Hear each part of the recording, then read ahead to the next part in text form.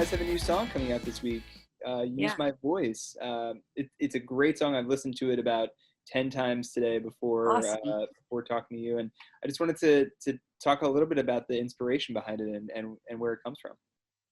That song has been bubbling in the background for me for a couple of years. As life went on and as the state of our country and world went on over that course of time, just every once in a while I'd have another line and something else that I needed to say. And it just kept being a place where I would pour that into. And then finally, when we got it all, wrapped up, and we got to come together as a band right before everything shut down, it just became this beautifully empowering and seemingly important moment for me personally and for all of us as a band. I've never really at all in any small form really spoken politically or made any real statement about like what I believe and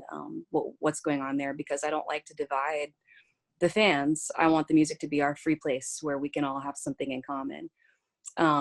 But sometimes things are just right and wrong, and you have feelings that can't be held back. And if I'm going to be true to myself and my music, like I always have been, then I have to say what's heavy on my heart. We need to empower people to use their voices literally, and vote. That's the amazing privilege that we have living here. The fact that our voices matter, and that can guide and should guide and will guide what comes next. And this year more than ever, I think we're all just asking over and over the question, just what is next? And we can be a part of that, and we need to be a part of that. So I feel very grateful. The people at Headcount are awesome. They are totally nonpartisan and all about empowering the voice of the people. I'm more curious as to the music industry environment that you guys are slowly returning into. Obviously you've done different projects in the streaming era, but do you ever think about that, how much has shifted within the way we consume music since the last proper Evanescence album? Yeah. And I feel like that gives us so much freedom. We had the idea that we were going to make the album in these chunks as we wrote.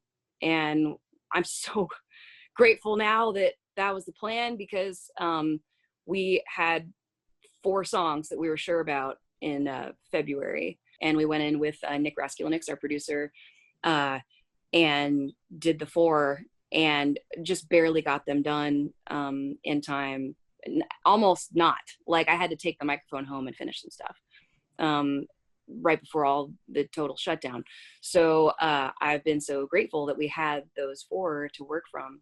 But the way that it's been since then has been continuing the rest of the music in a remote way at first. And then now we're into more of the detail where we actually went to great lengths to all get COVID tested, to get buses to bring the guys together, to get together for a few weeks. We all got negative tests. We all wore masks sometimes, and just locked down in a completely independent bubble, saw no one during the whole time we were together.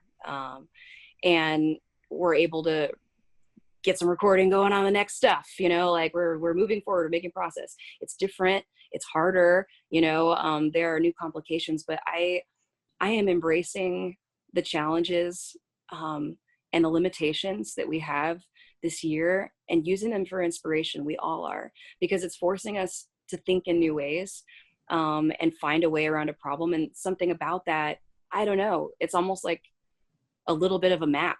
Like, what you have, what the tools are you have to work with, but you want something else. You have to think of it. You have to be inventive. So that from the get-go about this whole process has been really cool and unique and special. We're hungrier than ever to do what we do, and very grateful to be able to do what we do. So we're just going to do the best we can, make something great out of something rotten.